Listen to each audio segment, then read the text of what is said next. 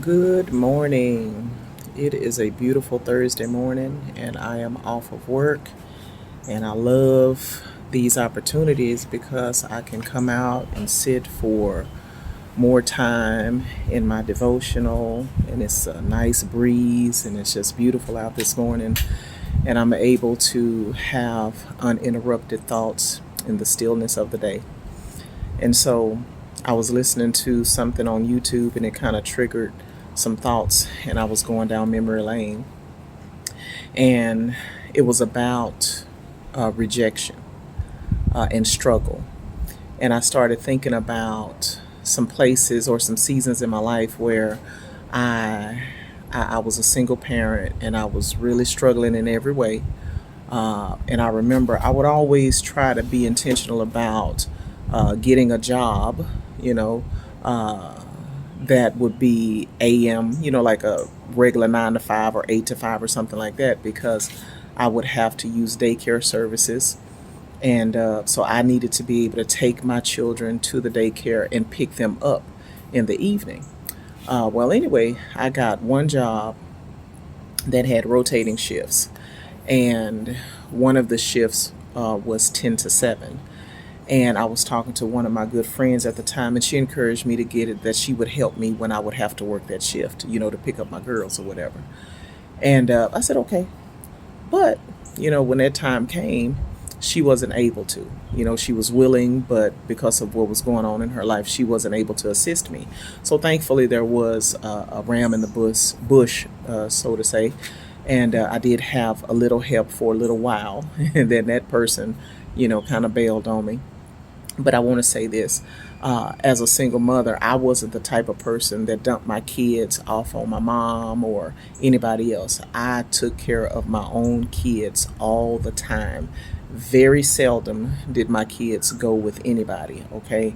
And so I believed in taking care of my own kids. And so that was a major priority for me. I wasn't okay with somebody else, providing dinners and all that kind of stuff on a consistent basis, or my kids sleeping over somebody's house while I was, working or whatever. It was important to me that I was present for my children. And so, anyway, I remember another time I remember getting, I worked a long term temp job, and during the holidays, the daycare would actually be closed for like 2 weeks. And that means that I wasn't getting paid, and rent was almost due. And so I couldn't just take off of work. And so I remember asking some family members uh, to take, watch them or whatever, and they they wouldn't, you know, and they were very well capable of helping me. I wasn't a combative person. I wasn't a difficult person, but they just didn't want to.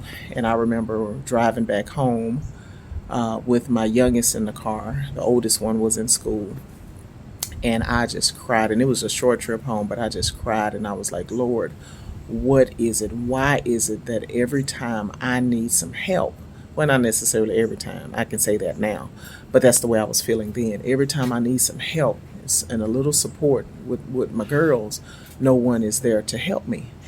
And the response that God had for me in that moment still sticks with me today.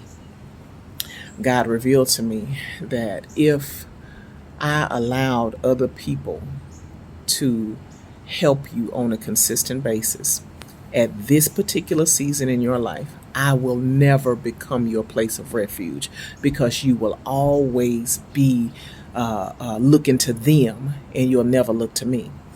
And when I tell you, that released me of the grief that I had in that moment, because I understood that God was not just doing things for me, but He was working things out in me, right? And so that actually stuck with me my entire life. So I'm that kind of person that really believe, and I'm definitely not prideful where I can't take help from anybody, but I believe that if I can do it for myself, and I believe we all should do this, then I should be doing things for myself. I remember when I just had my one daughter, Taylor, and she was little bitty. Not to go into details about the circumstances, but I would have to get up at 5 something in the morning, get us both ready. I'd be on the bus stop at 5:30 a.m. in the morning with a child in a stroller. I'd catch one bus to the train station, then I'd get on another bus, and then I'd take her to the daycare. And from the daycare, I would take another bus by myself downtown to downtown Dallas. Then I'd get on another bus to go to work. That was my morning routine every morning, 5:30 on the bus stop with a child. And that was a hard season for me, but I believe you have to do what you have to do. And so that's kind of one of my pet peeves when I see, and I have to check myself all the time because, I believe in doing my own stuff, and I'm not going to carry your weight if you can carry your own weight, even if it is heavy. You can still carry it, even if it's undesirable, you can still carry it, But anyway, that's another story. But going back to the message that God communicated to me, if He had allowed all those people to be there for me, I would have never developed the degree of faith and reliance and trust that I have in Him now. I know it for a fact. And that might be some of our issues today, is that we have so much support around us, so many people that are willing to pick up the slack, that we really have failed to develop true faith in God.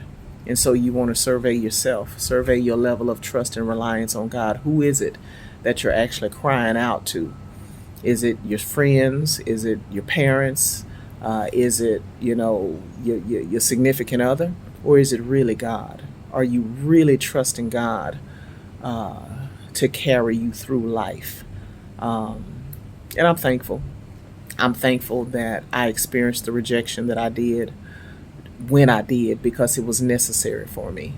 And I'm just mindful of when Jesus said, I learned obedience by the things that I suffered. And a lot of times that's what's necessary for us, whether it is learning obedience or learning to actually trust God. Oftentimes that comes from a place of suffering.